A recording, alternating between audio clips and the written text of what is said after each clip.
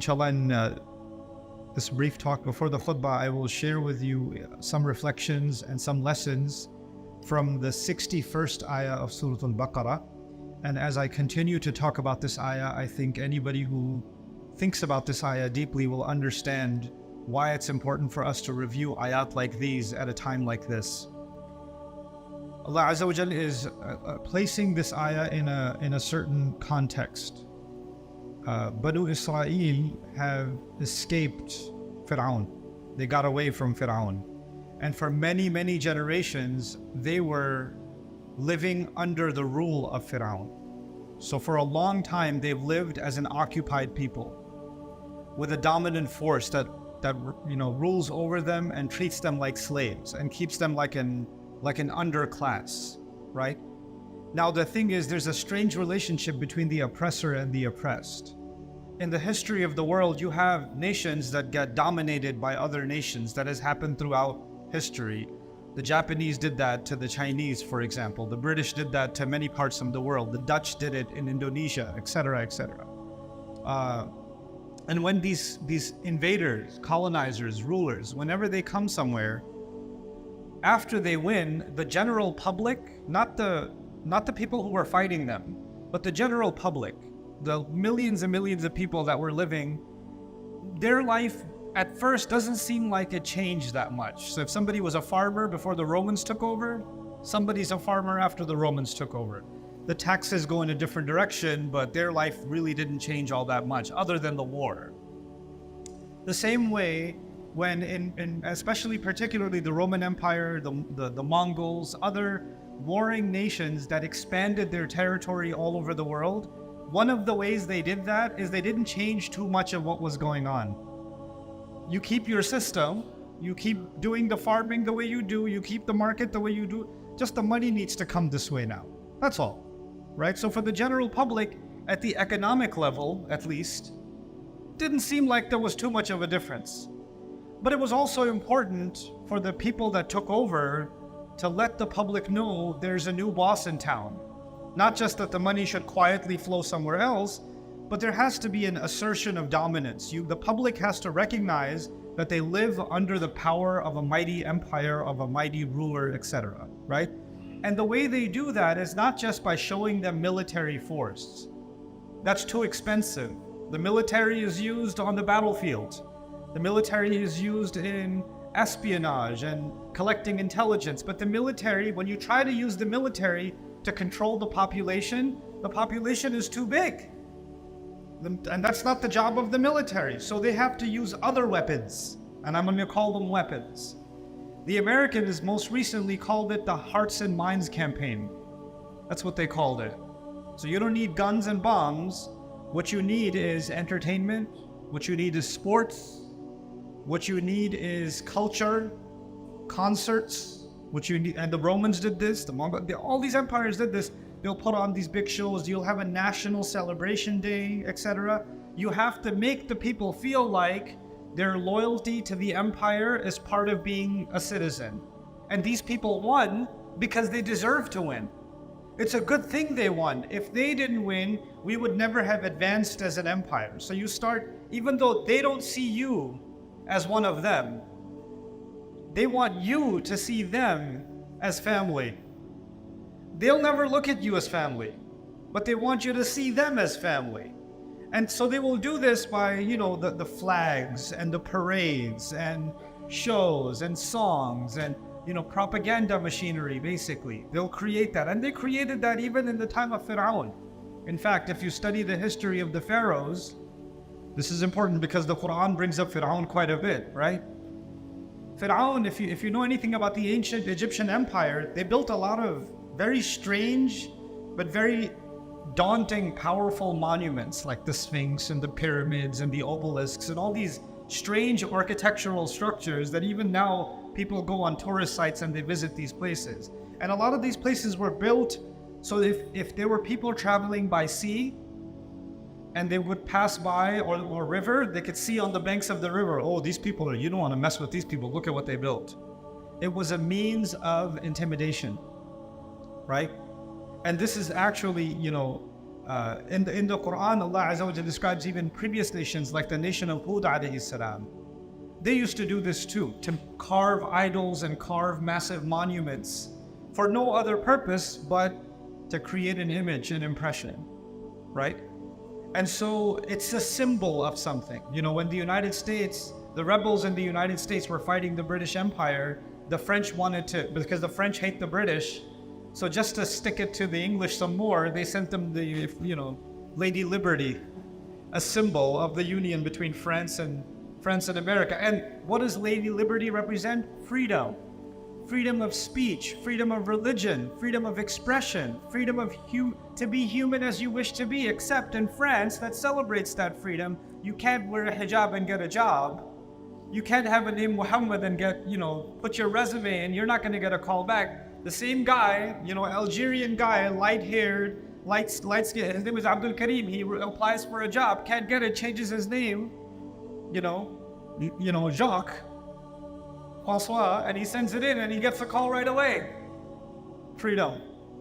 But it's just a symbol. It's supposed to show people this is what we represent. This is what we celebrate, right? So it's done by means of a flag and all these other things. Now what happens to most of the public? Most of the public, what these empires did is they controlled the way these people think about the world. They wanted your worldview, if you lived in that time, they wanted your worldview to be shaped by them. They want you to see the world the way they want you to see it.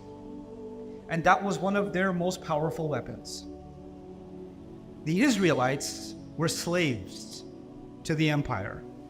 They were slaves to Egypt.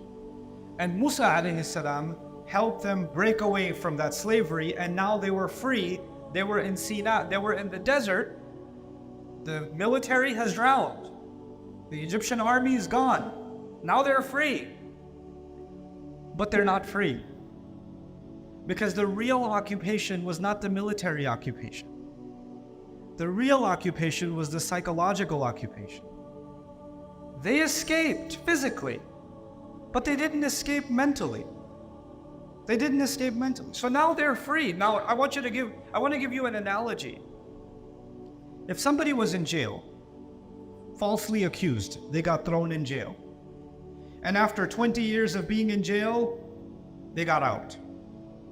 When they got out, now they can see the sun again, they can eat normal food again, they can make friends again, right? Will they ever want to wear the jail uniform? Oh, I'm in the mood, I miss those clothes. Are you going to do that? Are you going to say, man, the way they made that mush that they used to give us for lunch, I miss that mush, man. I don't want to eat chicken. I don't want to eat beef. I don't want to have a barbecue. I want that old pot, that dirty pot, and I want to sit in a dark place where there's rats running around because I miss that, man. That was the life. Nobody would do that. Nobody will do that. In fact, even if they saw a rat or they saw a pot that looked like the pot from the time of jail, they might get triggered. That memory might come back and they might start remembering, and they might even start crying that they remember that. The next time you see a police officer, they might have a panic inside their heart. I've lived through this. You know? They can't even drive by the old place where they used to be in prison.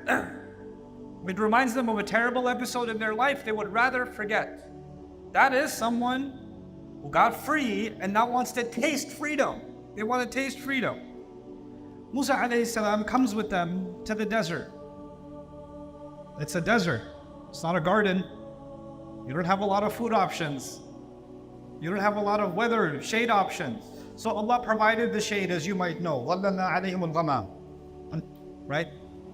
And then وَأَنزَلَ عَلَيْهِمُ الْمَنَّ وَالسَّلْوَى. Right? So Allah sent them manna and salwa. So the food is taken care of. So what you need to survive, water, which is the 12 springs, فَانْفَجَرَتْ مِنْهُ اثْنَتَا عَشْرَةَ عَيْنًا. The 12 springs have been given.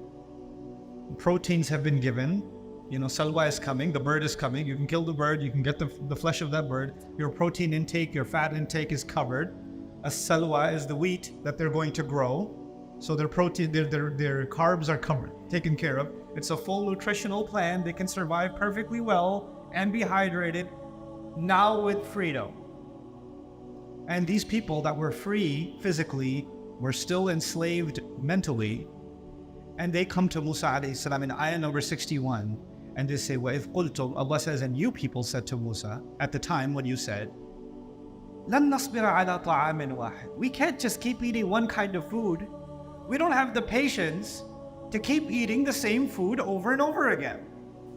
What's for lunch? Manna and salwa. What's for dinner? Salwa and manna. Same thing over and over again. I can't do this anymore. Come on. Let's have some variety. So they turned to Musa alayhi salam, and in this part of this complaint, they said, فَادْعُ لَنَا رَبَّكَ يُخْرِجْ لَنَا مِمَّا تُنْبِتُ الْأَرْضُ مِنْ بَقْلِهَا وَقِثَّائِهَا وَفُومِهَا وَعَدَسِهَا وَبَصَلِهَا. Said, why don't you go make dua to your Rabb? He should bring out some other variety of vegetables for us. Lentils, or to speak of dal, piyaz, some tarkari should be there, some masala should be. This is bland food. Can't keep eating this stuff. Can we place a better order with Allah? That's what they're asking. Now, why is this significant? Why did Allah mention all these names of these vegetables? Interestingly, these were popular vegetables in Egypt. And they saw their masters eating this food all the time. And they probably got some leftovers themselves. So I was giving you the analogy, they miss prison food. Right? Now you got free, but your brain is still in the jail cell, and you're asking for the food you used to enjoy in the jail cell, and you're telling your prophet, yeah, this freedom is nice, but can we go back to jail food? Can we have that again? And Musa alayhi salam did something remarkable here. By the way, it's not just the food. It's not just the food. We used to live under one of the greatest, mightiest empires on earth.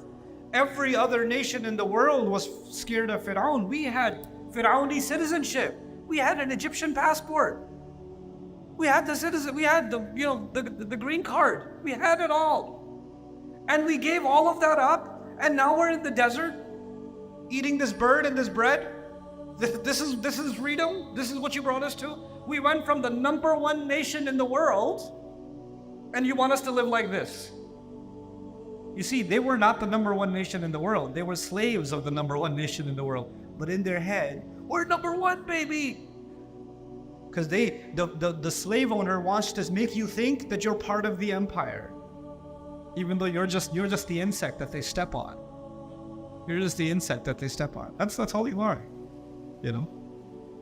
You'll have people that are, in American politics, for example, there are people that are crazy about Donald Trump. They're crazy about him. Christians that are more interested in Trump than Jesus. I've seen it. And these people can barely pay their electricity bill. They're barely getting by. But if Trump comes around, yeah, we love you. And he goes, I love you guys too. He doesn't love any of you. But he's very successful in making you believe that you need to love him. He's very successful. This is Pharaoh tactic. It's already there. So they were enslaved. They come out and they want the same old thing. They want what the colonizer, what the owner, what the former master gave them. And Musa alayhi salam said, "Ihbitu Misran." Now the word Misran is really, it's something. Misran in the Arabic language is countryside. You could say baladan, arban, right? You could say wadiyan, you could say any word and this would work. But Allah chose the word Misran. With a tanween on it, Misran, you can hear the noon at the end, Misran. But the word for Egypt in Arabic is Misra. Misra, without the tanween. It's mamnu' min as-sarf. So those two words are very close to each other, but they don't mean the same thing. If you say Misra or Misru, it's Egypt. If you say Misrun or Misran, it's countryside. But the word is very close. It's as if Musa alayhi salam is saying, you want to go back down into another Egypt. You want to go to a new place, but actually you want Egypt all over again. Let me tell you something interesting about where I come from. I'm originally from Pakistan. I love Pakistan. I love that entire region, actually. I love the history of that region. A book for especially the university students that are sitting here and high school students that are sitting here, the boys and the girls. I really want you to read this book, especially if you come from South Asia. If you come from India, Pakistan, Bangladesh, Afghanistan, even Sri Lanka, other parts of that region, I want you to read this book. It's called Islam and the English Enlightenment. Islam and the English Enlightenment. I really want you to read it for yourself. But I want you to let's step away from that for a moment. The British colonized India. They ruled over the Hindus, the Sikhs, the Muslims for some time. The Indians tried to fight back. The Muslims particularly tried to fight back. Didn't work for a long time. They were supposed to be the enemy, and you should hate everything about your enemy. But the enemy was very successful as teaching you that if you speak my language, you will be successful. If you dress like me, you will be more successful. If you eat like me, you will be more successful. If you talk like me, if you act like me, if you look like me, if you pretend that you are me, even though you're brown, if you pretend that you're white, you're gonna get really successful. Because the British are a very small nation, if you didn't know. I've been to England many times, and you can drive across the country in a few hours. And every time I drive, most of it is farmland. One town, farmland, one town, farmland, and I look at it as, Ya Allah, these people and the entire planet, how in the world did that happen? And if you study English history, they were ready to kill each other. Their kings were ready to kill each other. And they go from there at a time when their entire military wasn't even 60, 70,000. If you want to exaggerate it, 200,000, their entire military. And the Mughal military was in the millions. Between 2 and 6 million, it fluctuated. How? How did this happen? It didn't happen militarily. Something else was going on. And we need to understand how domination works. Yes, it works by military means, but there are other mechanisms, other weapons that are used. And in those weapons, even when people break free from the British, even when people fight in Algeria, they fight and kill. They get killed to get the French out of their land. They can get the French out, but there's a French that stays inside. They can get the British out, but there's a British that stays inside. And when it resides inside, now you can go to a country like Pakistan, which I love. And Pakistan has a remarkable heritage of many, many languages. Many of those languages are dying, right? And if you go to a restaurant and you speak in Urdu, then the waiter might look at you like. But if you say the same exact thing in English, on top of that, if you say it in an American accent, please sir, this way sir. You could conduct the experiment. I could walk into the same restaurant with a suit on, speak in English, I could go back out, change it to Shalwar Kameez, and then come back in and speak in Urdu. Completely different treatment. And this is not in America. The mistreatment is not in America. It's not happening in Canada. It's not happening in England. This is happening in the Muslim world. And it's not just Pakistan. It's happening in India, Bangladesh, Indonesia, Malaysia. It's happening in North Africa, all over the Muslim world. You know what it is? We freed ourselves. We did. But did we? Did we free ourselves? It's as if we wanted another Misr. We wanted another Misr. And the new one, for the new generation now, they're like, I was born in Canada. What are you talking about? I can't relate to any of this. Yeah. Let me talk to you for a second. You know who your colonizer is? Brand names. Your TV, your loyalty to your entertainment accounts. Your worship of your sports teams. This is how your new master keeps you busy. It keeps you busy with the new car that came out, the new phone release that came out that has a camera which is exactly the same as the last camera. But for you, your life is incomplete if you don't have the newest one. You have to have it. You have to show it. You will be proud of democracy, living in a democracy that is so busy destroying democracies all over the world. But you're so proud of democracy. And then, at least we have rights, at least we have this, and then that facade will start breaking. So what I'm trying to tell you by means of this ayah is that Musa alayhi salam gave them a warning. if this is what you want to live as slaves again, if not physically, then mentally, go ahead. Go into another Egypt. This time, it's not a pharaoh that has to rule you. Pharaoh is already in your head and you are colonizing yourselves on autopilot. I mean, the best kind of slave is a slave you don't even have to build a prison. Save money. The slave who's a slave while he thinks he's free. The owner doesn't even have to spend any money. This is the easiest way. This is great. You know, there used to be a time before the banking systems that developed and the taxation systems that developed that the kings used to send the forces, and the forces used to come and collect the money from every house, and they got smarter. They're like, this is too much. I've got to pay the soldier.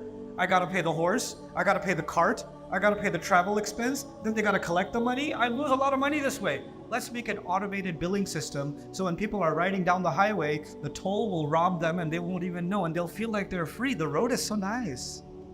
The view is so nice. They'll be smiling while being robbed. They'll be smiling while they'll pay taxes on their income, then they'll pay taxes when they buy a bottle of milk. Then they'll pay taxes when they're recycling that bottle of milk. Then they'll pay taxes when they buy the car and park the car and emissions from the car. We'll just keep taking their money back and they'll be smiling. You're like, this is so great. This is a much better slavery system than even Pharaoh. Pharaoh would have been proud. Pharaoh would have said, this is a real upgrade. And if you allow this, if you don't break free from at least mentally being owned, if you don't free yourself, what is the big, and I don't want to prolong this discussion. I have 4 minutes. I'll just give you one thing. Allah says, what punishment, what is the consequence of this? It's easy. There's a law in the Quran. There's multiple laws in the Quran. You guys understand the law of gravity, right? You understand laws of physics. You understand laws of combustion. You understand laws of chemistry, right? You understand laws of physiology. If you're going to eat certain things that are poisonous to the human body, your body will be affected. There are laws that govern that. There are rules in place. Allah put rules in place. You can't stick your hand into a fire. There are rules of combustion, right? There's going to be a cause and there's going to be an effect. Just like that, in the Quran, Allah gives us another kind of cause and effect that if Allah did not teach us, we would never know. Physics you can learn. Combustion you can learn. Anatomy you can learn. But there are other laws, just like those laws, with a cause and effect, that you cannot learn unless Allah teaches. وَيُعَلِّمُكُمْ مَا لَمْ تَكُونُوا تَعْلَمُونَ. He teaches you what you couldn't know yourself. Allah says, وَضُرِبَتْ عَلَيْهِمْ الذِّلَّةِ. الذِّلَّة was slapped on them, was struck on them. So I want you to understand this word, dhillah. That's all. There's more, but if you understand dhillah, kafa. بالنسبة لكفى. So Allah says these people that wanted to be mentally colonized, they were struck with dhillah. So what in the world is it? It comes from the Arabic word mudallal, tariqun mudallal. When a road, people step on it a lot and it becomes smooth. Like if you live in some place where there's not a lot of pavements and things like that, there's grass and weeds and things, and people walk and walk and walk, and between the weeds there's a path that becomes smooth. And there's nothing growing on it because people step on it so much, right? That would be tariqun mudallal, sahl yani. So it becomes stepped on so much it becomes smooth. Ha'itun dhalil. They use it for a wall. Somebody built a wall to keep their neighbor out. But if they made the wall 1 foot tall, so the guy could just hop over, this is useless, it's too short. That kind of a wall is called ha'it dhalil. It's too low.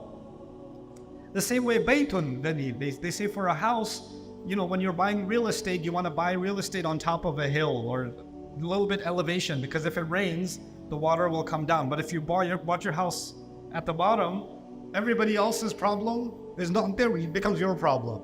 Your house is the one that gets flooded. That's baytun dhalil in Arabic. They use this for dhul al-karam, for a necklace. In the necklace, they have these, cheap beads, but they have the pearl, or they have some expensive one that dangles at the bottom.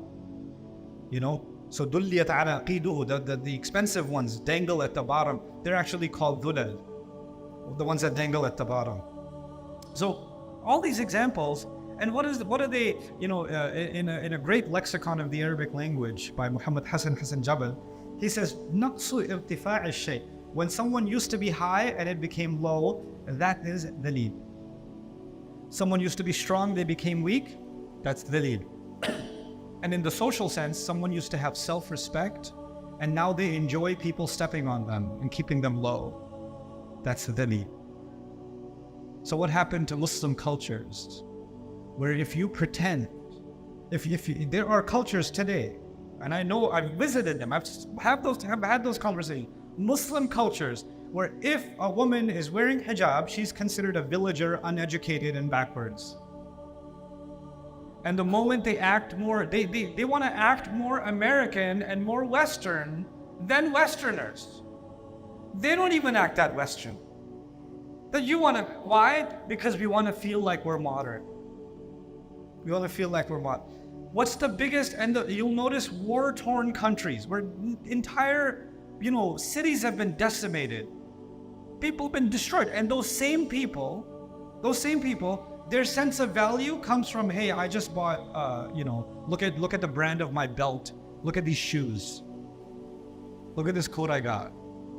This is where your value is coming from. The master says, buy from me, pay me taxes, and be proud of it too. How more dhalil can one get? How more low can one get? This is not about halal and haram. I want you to understand that. This is not about tahrim.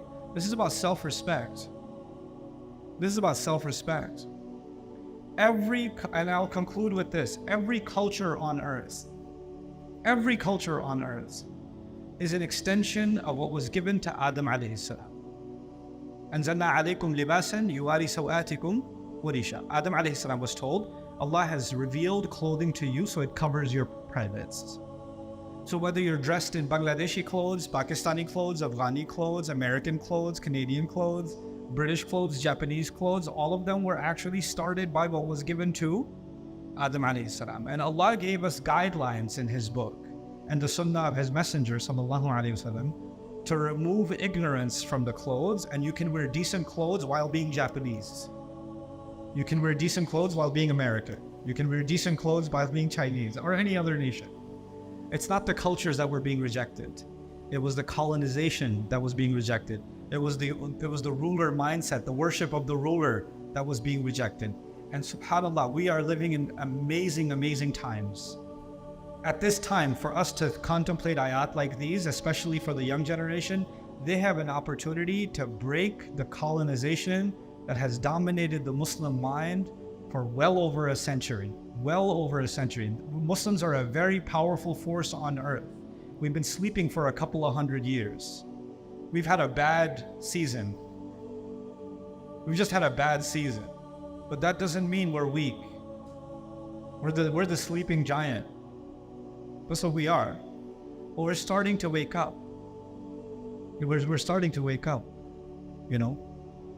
What's happening in Gaza isn't just opening up the eyes of the world to what's happening. What's the political reality? It's not just teaching Americans. We keep saying freedom of speech, but we don't really have it. We keep saying freedom of expression, but we don't really have it. We keep saying freedom of protest, but we don't really have it. It's not just teaching the Americans that very, very important lesson. Oh my God, they didn't think of us like slaves. They just put invisible fences. They're not just, but the Muslims are learning. What have I been worshiping? What cow did I just make and worship? Like the Israelites and their golden calf, right? It doesn't have to be a golden calf anymore. It could be a golden logo of anything. It could be a golden Nike. It could be a golden Ferrari, golden Chanel, all golden cows. Those are all the cows today, and all the Saudis of the world are building it. So I pray this is the beginning of something. This is the beginning of a new awakening where we're not culturally dominated anymore. We can express ourselves and think for ourselves, and we're not loyal to anything but the truth. And we can invite the world to see the truth instead of seeing the truth through the lens of someone who just wants control and manipulation. May Allah Azza wa Jal liberate our hearts and minds, and may Allah Azza wa Jal allow especially this generation to be the one that truly liberates the ummah from the colonization that is inside. not just the one that is outside. بارك الله لي ولكم في القرآن الحكيم ونفعني وإياكم بالآيات والذكر الحكيم.